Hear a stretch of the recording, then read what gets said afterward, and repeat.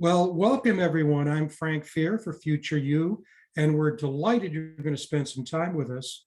We're also very, very pleased to have with us Mike Balow, who's a candidate for the Michigan State University Board of Trustees. First thing I want to say, Mike, is thank you for running. Congratulations for being nominated by your party, the Republican Party, at the April convention. And you're on the ballot in November. You're set. So, and thanks for being here today. Well, thank you very much, Frank. It's my pleasure to talk to you today. And thanks for the kind words. It's been a lot of work and quite an adventure, which is not even close to being finished yet. But I'm enjoying the ride and hoping for a really good outcome in November so that I can serve. Yeah, people don't realize, I don't have a direct experience, but I've worked on staffs for people who are running for office. It is intense work. So again, thank you for doing that. For those, before we get into talking about why you ran and what you hope to accomplish, Mike, perhaps the first place we should start, especially for people who don't know you, is for you to provide background on yourself. And so let's start with your family life. And one thing you and I talked about where we have a comparison is that I lost a parent very early in life, my father. You lost your mother. So talk a bit about the influence. I know your father had a very significant influence on life choices, your values, principles. Let's start there and talk about your dad. Yeah, it's a great place to start. Appreciate that. So I'm very proud of my family. I was just turned 50 this year, so none the worse for wear, but born and raised on the east side of Detroit for all of my young life. Attended Catholic schools most of my life, Notre Dame High School, which is where I went for those 4 years, and was great. It was run by the Marists, of the Catholic faith. That I think they're based out of Boston, but a lot of people have heard of the Jesuits, who do great work in education. Well, the Marists are right up there with them. So I got a wonderful high school education, well enough in high school to earn an appointment to my college, which was the Naval Academy. And that kind of points back to my father, as brought up. So I came from a family that valued service. My father was a Marine during Vietnam, served during the Tet Offensive. My grandfather, his father was a Marine in World War II who served on Okinawa. And my dad's brother was a career Marine. So family full of Marines, always taught us from a young age how important it was to serve your country. So when I had the opportunity to do so, I jumped at it, and I was fortunate that I got a college scholarship out of the deal as well. But yeah, my dad was a single parent for many years. My mom passed when I was 12. My sister was 9 from cancer. And we were fortunate that he was able to have those two roles. And he was quite the leader for us at a young age. That's very stressful to go through that as a young man himself of 38 years old. And we were fortunate that we had a fine extended family of grandparents and cousins who helped raise my sister and I, because losing our mom was devastating. And I tell people it's just something that you never want to have to go through as a child. I think the only thing worse than losing a parent is probably losing a spouse. What do you do with the rest of your life, right? And but like I said, we were very fortunate that we had great grandparents that helped raise us, get us off to school in the morning when my dad worked, help finish our social education, if you will, in terms of having the right values. One set of grandparents, one grandparent was a pastor, and then a priest, and then the other worked for the city of Detroit as well. Very working class. You do your work, you don't say a whole lot, you don't complain, and you just try to be a good citizen. That's how I was raised. Talk a bit about your military service. So you went to the Naval Academy.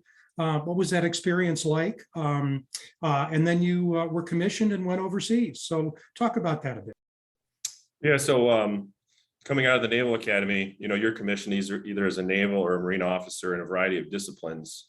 As far as the Marines go, it could be a ground officer, an artillery officer, logistics officer, pilot. You could be a Navy pilot, a submariner, Navy SEAL, surface warfare officer, which is what I was, which is the core of the Navy. It's surface fleet. It's cruisers, destroyers, frigates, carriers.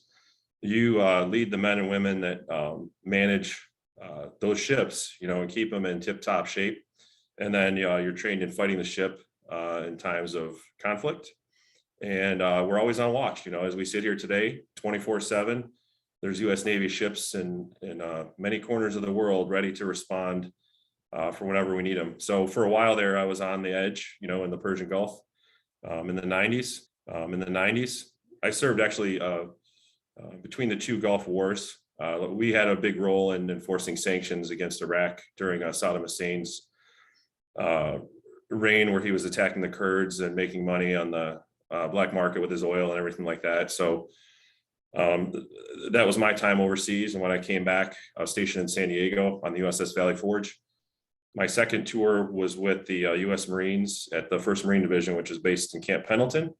And I was part of a team that provided fire support to the Marines on the ground, planned operations and training and so forth. And that was a wonderful time. I enjoyed working with all the people that I did.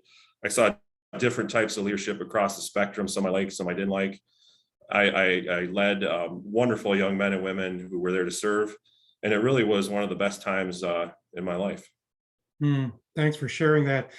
It's another point of comparison. I had an opportunity through the work I did at Michigan State to go to Iraq in 2009 and had a chance diplomatic tour. And we did a number of different things with the Iraqis after that in collaboration to help rebuild the country. But I had a chance to meet a lot of the military, US military there, and was very, very impressed.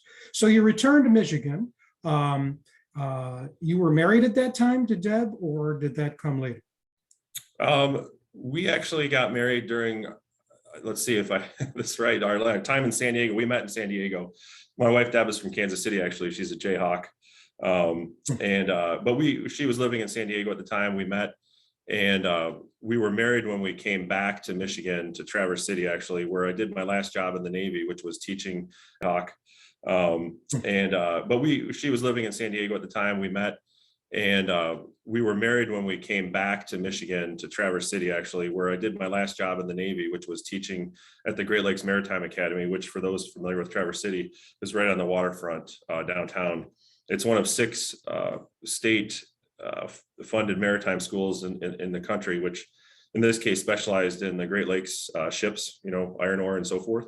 But by federal law, there was a Department of Naval Science at each of these schools, because in past times of conflict, the Merchant Marine and the U.S. Navy always worked very closely together.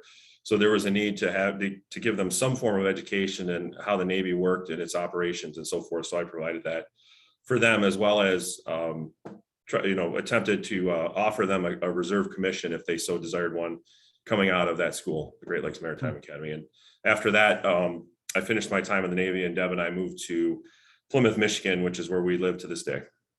Excellent.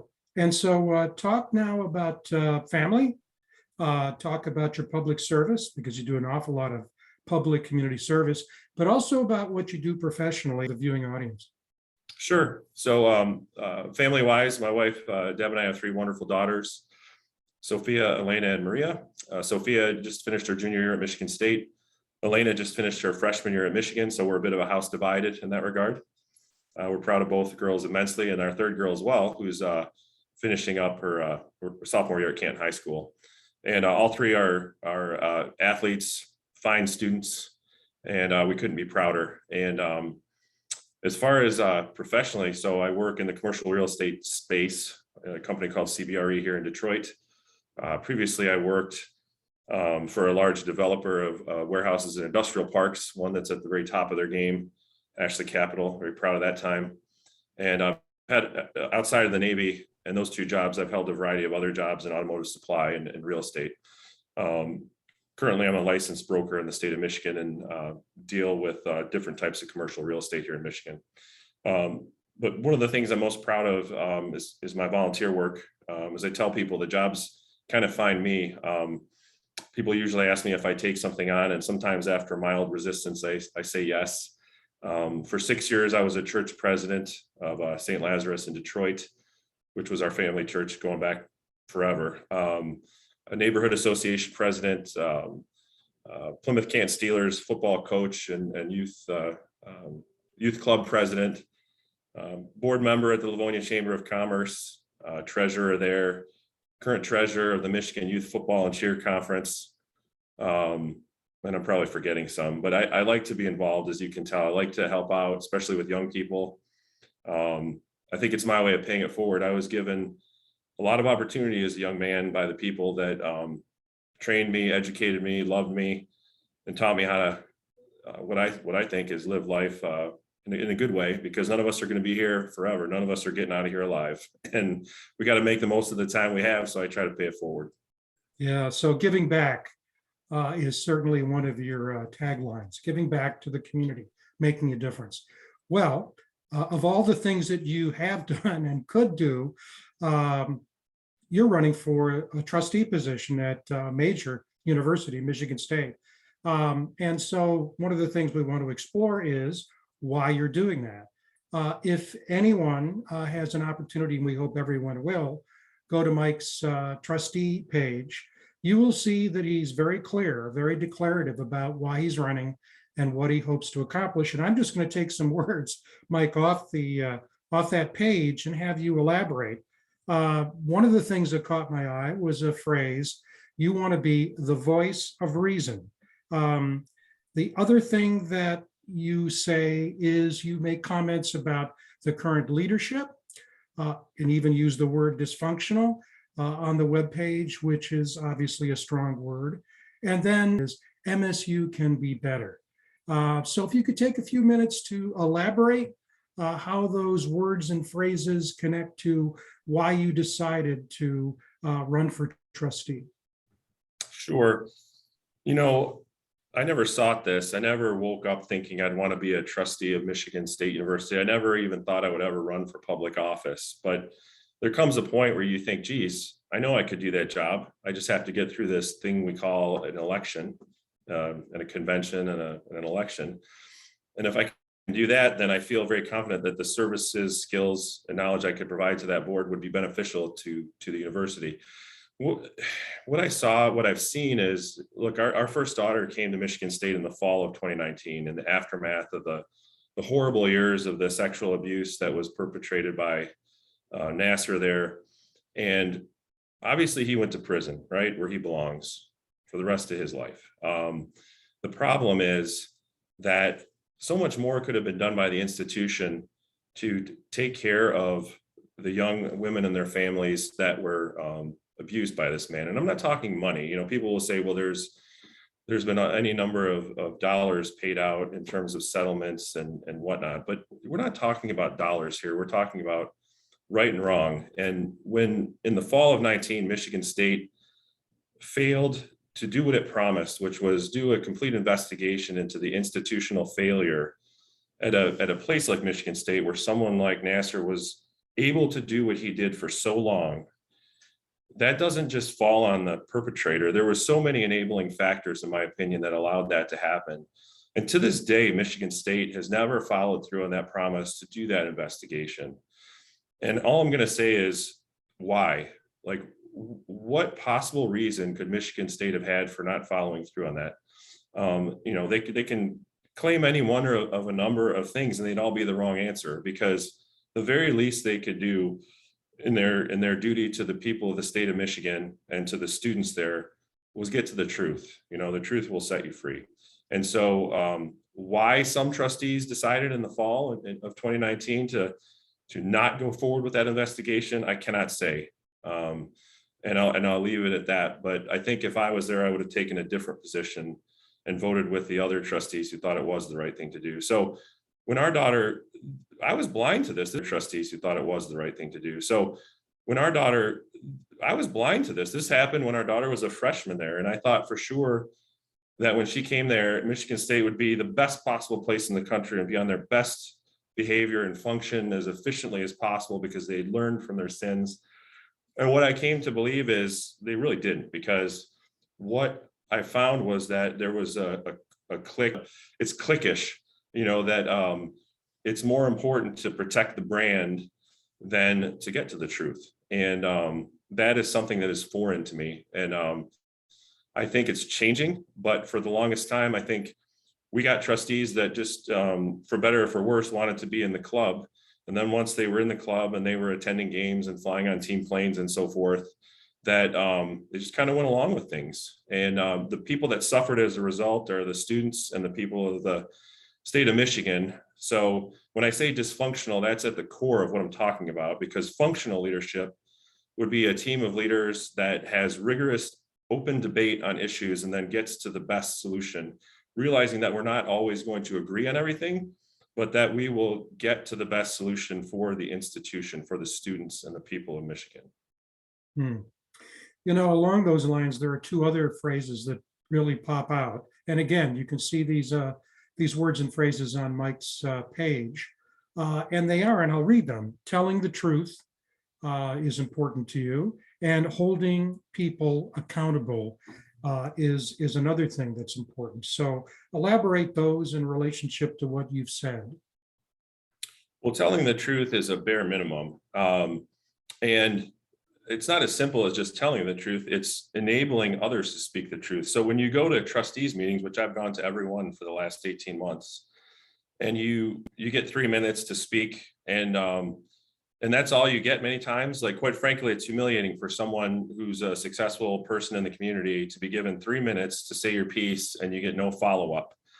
I would say that over the last few months, at least personally, that's been changed a little bit, where I've been able to have engagement, for instance, with some of the trustees, with others, 0, with the president, 0, with the athletic director, 0. And I don't find that acceptable. I think that if we have a functioning university, men and women of goodwill can get in a room and talk to each other about issues, whether it's what I just described or something like the elimination of the swim and dive team, or the shutdowns during COVID, or whatever the issue is, and try to get to a solution. And if you can't, at least you can agree to disagree and understand the principles upon which you disagree. But for instance, like in the situation of the Spartan swim and dive team, of which my daughter was a part, and I tell everyone that, to this day, we've never got the true answer as to why that program was eliminated. And I find that to be a travesty. So truth always needs to come out. People in positions of power need to be accountable to the people that they're responsible to. And in almost all cases at Michigan State University, it begins and ends with the students at that university. Mm-hmm.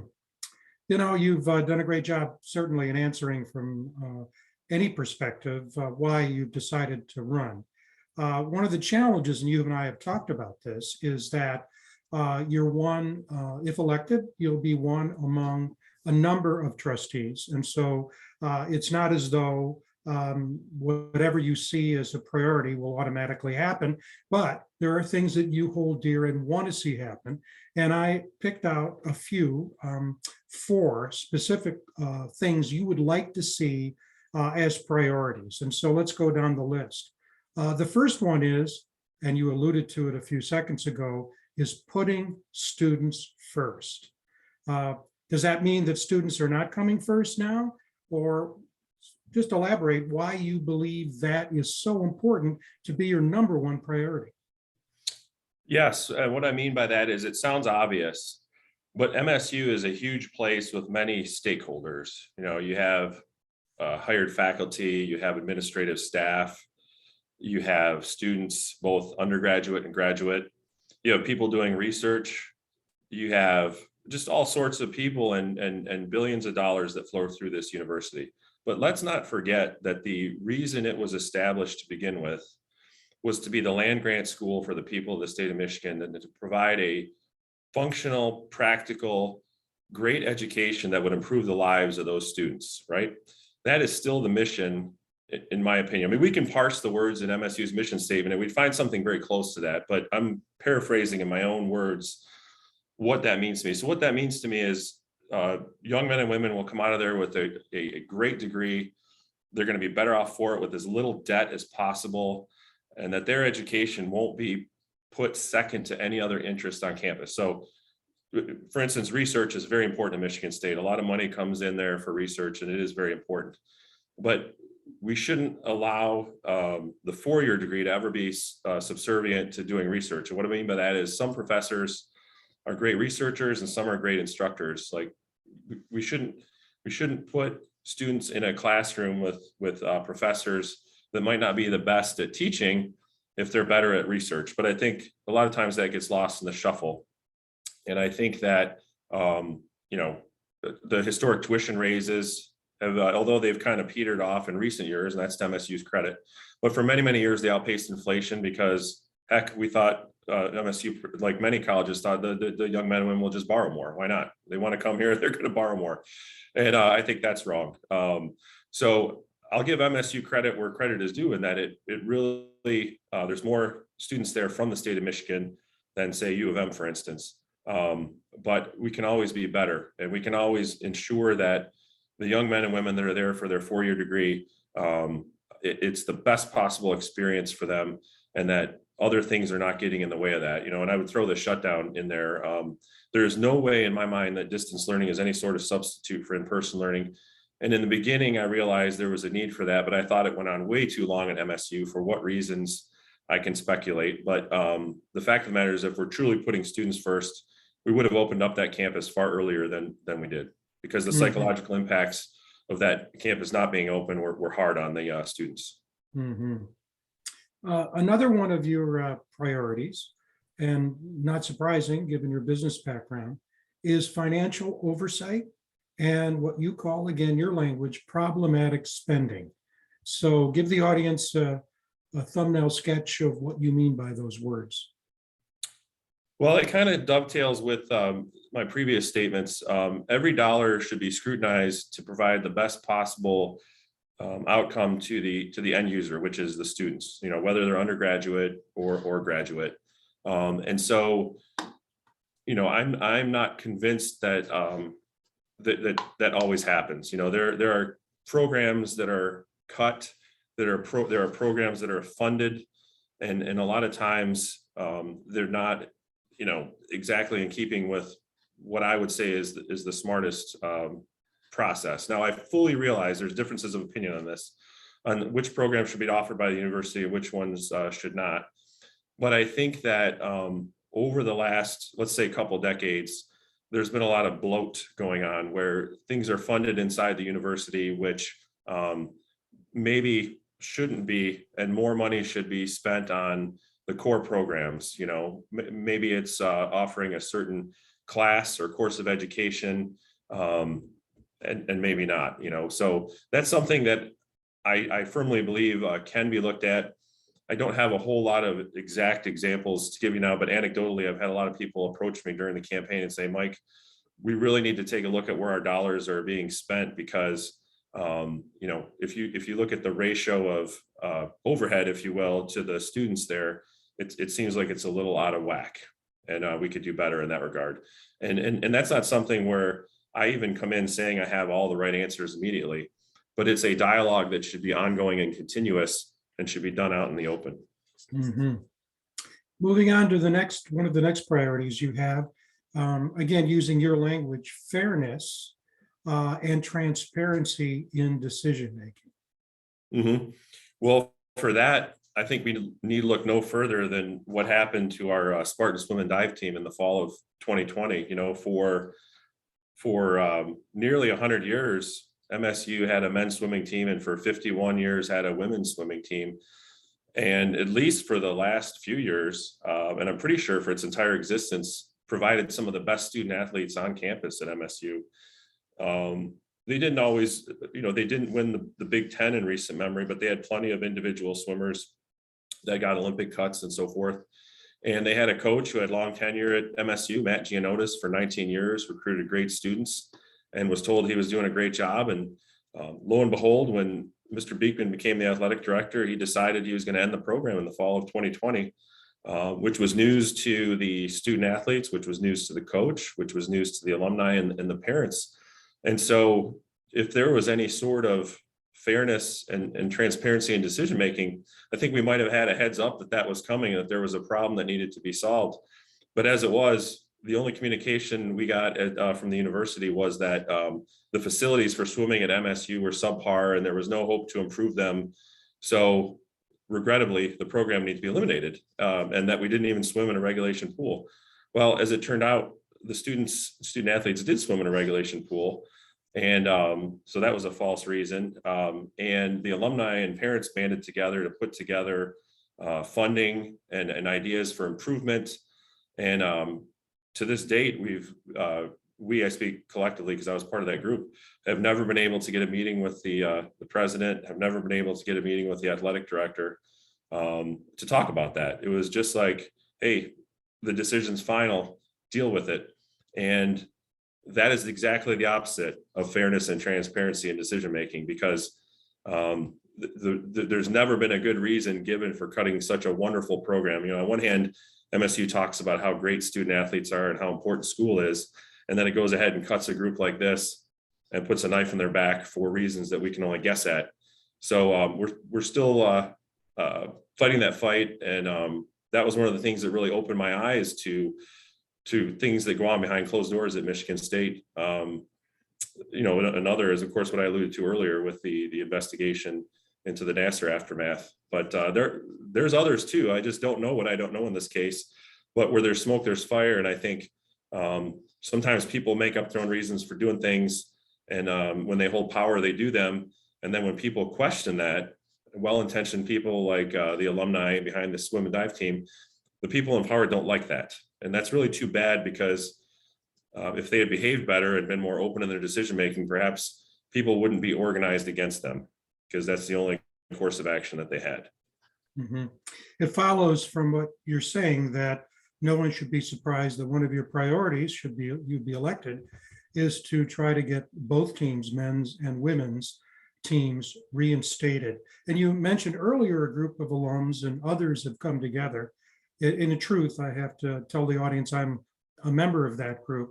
And I believe that group has fundraised close to $1 million, is it now? It must be getting close, at least $700,000, I would imagine, but you're closer to it. Yeah, it's actually quite a bit more than that. The funding comes from different sources, such as gifts this year, gifts over 5 years, and a state donation. I believe we're actually, there was already, I believe, don't quote me exactly on this number, but $1.2 million, $1.8 million in existing endowments. And to that, we've been able to find another, let's say, $10 million that would come in over the next few years, with the goal being perhaps endowing some, if not all, of the scholarships, particularly on the men's team, because the women, which we could talk about in a minute, have rights under federal law and Title IX. The men have no such rights, but it's important for the battle group to get both teams back, because both were wonderful assets to the university and graduated wonderful students. And in fact, if you added up all the tuition and fees paid by the men's and women's swimming team, MSU came out $1.2 million ahead every year, even after paying for all the scholarships and coaches' salaries and everything. So absolutely, it's one of my goals to get those teams back. And I would make the argument that instead of cutting sports, particularly at this day and age, we should look at adding sports. The Big Ten's on the verge of signing a historic TV contract that's going to pay them close to $1 billion a year. And MSU's share of that revenue is going to go from something like $42 million a year to $72 million a year, just like that. So anybody can do that math, I think. We're in a good place financially, and we should look at enabling all of our student athletes to succeed. But I would say success is not only measured on the fields and in the pool, it's the whole person. And no one can tell me otherwise, because every time I hear an official at MSU talk about our wonderful student athletes and their performance in the classroom, it rings hollow to me if they're going to be cutting programs that were a big part of that success. In fact, you think about the concept, which is so fundamental to collegiate sports, and that is student athlete. It's not athlete student. Well, one of the things that strikes me and has always struck me about change, Mike, is that oftentimes we think about, well, those are pushing for change around the outside. Think of the protesters, et cetera, and the people who are working at the community level and above to try to bring about change. But you're talking about change from the inside change agent. And I'm going to use a word that you have not used, but I'll use. I view you as a reform candidate, that things aren't the way they should be. You've stated yourself, MSU can be better. And so you would like to be a part of that and to be a leader, a word you used earlier, in that process.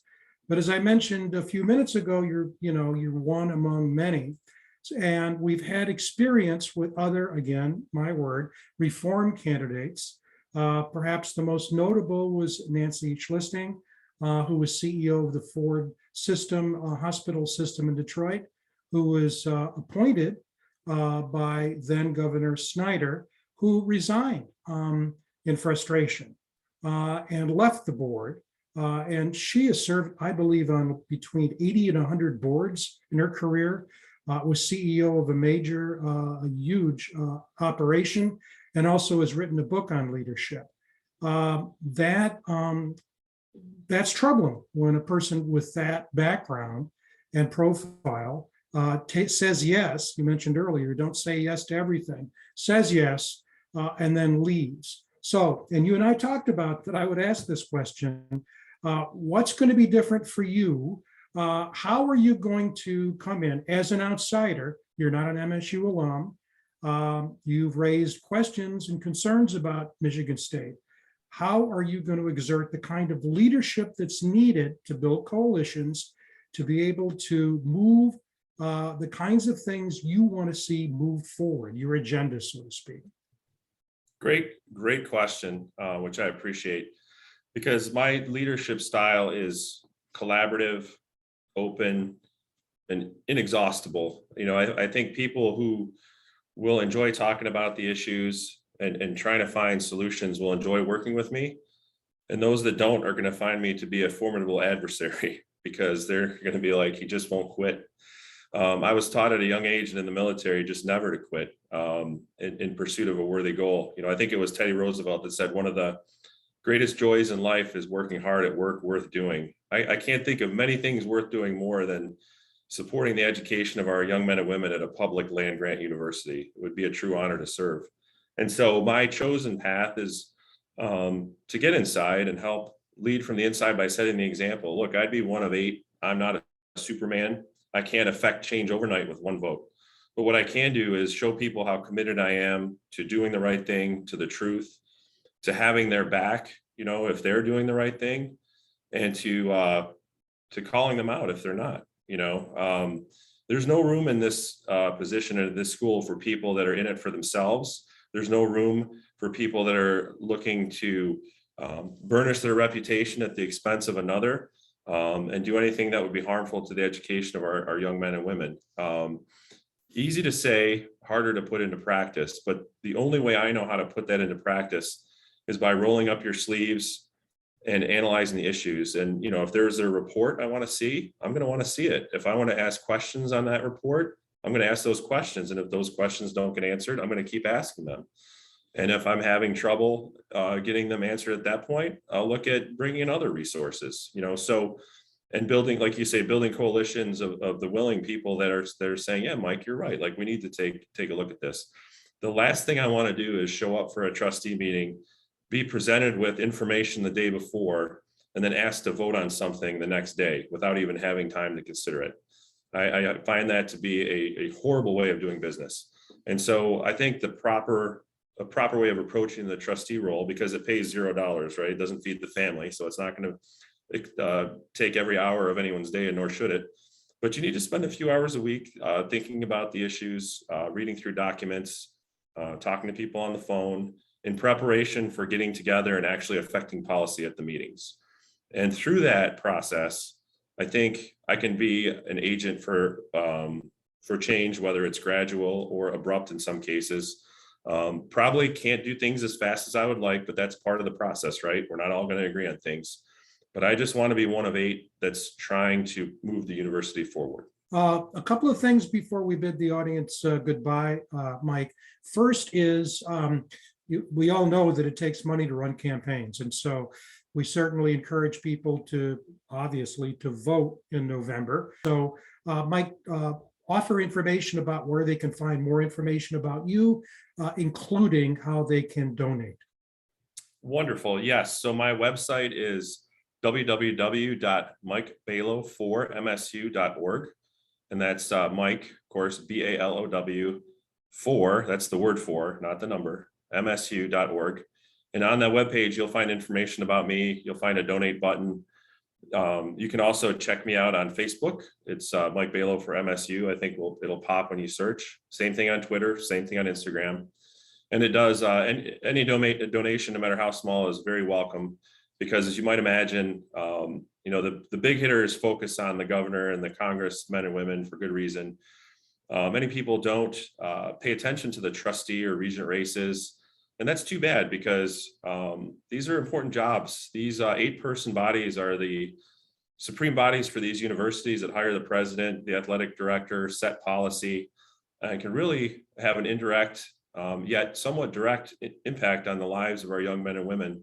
And we need to pay particular attention to who we're putting in the office. In many ways, it's sad that it's a partisan race, but that's the way our Michigan Constitution is written. But I implore you to consider the character of the people you're voting for, and